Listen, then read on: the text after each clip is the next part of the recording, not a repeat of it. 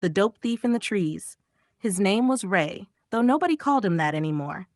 To the rare hikers who stumbled across his camp in the woods outside Eugene, he was just another burnout with bad teeth and twitchy hands. He lived in a ragged nylon tent, surrounded by milk crates, empty cans of chili, and the smell of burned plastic. Meth was his heartbeat. It lit the cold nights, kept him awake through the lonely hours, and made the shadows dance in the tree line. For months, Ray thought the paranoia was just the usual kind. Sounds in the brush, twigs snapping, whispers that came from nowhere. But then he started noticing things missing. A pack of ramen here, a half bottle of lighter fluid there. At first, he thought it was raccoons. Then a baggie vanished. A whole damn gram. Gone. No raccoon was smoking crystal. Something was watching him. Something was stealing. The first time he saw it was on a Tuesday morning when his pipe was already hot in his hand. He looked up and froze. Across the clearing, half hidden by cedar trunks, stood a shape, taller than a man, broad as two. Its eyes glowed in the dawn light, and in its huge fist was the Ziploc bag of shards Ray had stashed under a brick. Ray's scream was high and sharp. He charged without thinking, pipe still in his fist. The creature didn't flinch. When he reached it, swinging, Bigfoot's arm came down like a sledgehammer. Ray flew backwards, hit the dirt hard, teeth cracking together. He tried to stand, but the creature was already on him, fists like boulders, blows raining down. He felt ribs snap, jaw buckle. The last thing he saw before blacking out was Bigfoot tipping the baggie into its maw like sugar. Ray woke days later in his tent, lip split, body a patchwork of bruises. His stash was gone. His food, too. He lay there 2 weeks, sucking down creek water, living on wild greens, nursing rage instead of wounds. By the time he could stand again, the rage had hardened into something sharp. He had nothing left except the 28 crumpled dollars in his pocket. He walked into town, smelling like blood and rot, and bought the biggest machete the pawn shop had. "This ain't for brush," Ray muttered, turning the blade in his hand. "This is for monsters." Bigfoot came back on the third night. Ray was waiting. The creature wasn't the same as before.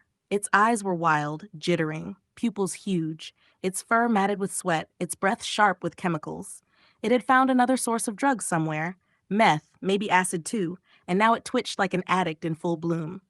Ray stepped from the shadows, machete glinting in the firelight. "You picked the wrong junkie, pal." Bigfoot roared, charging. Ray swung, steel biting into fur and muscle.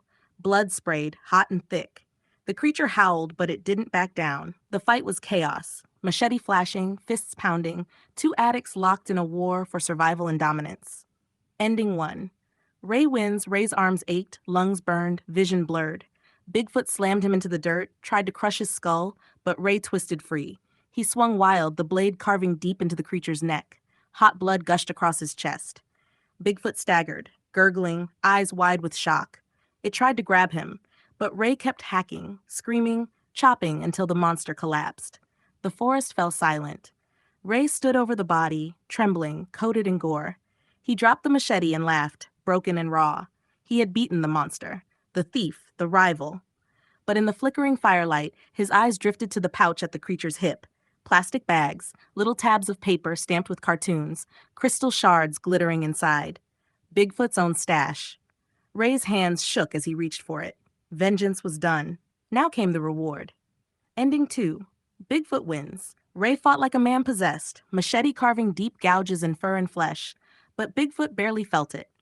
The drugs in its system made it untouchable, frenzied, almost supernatural.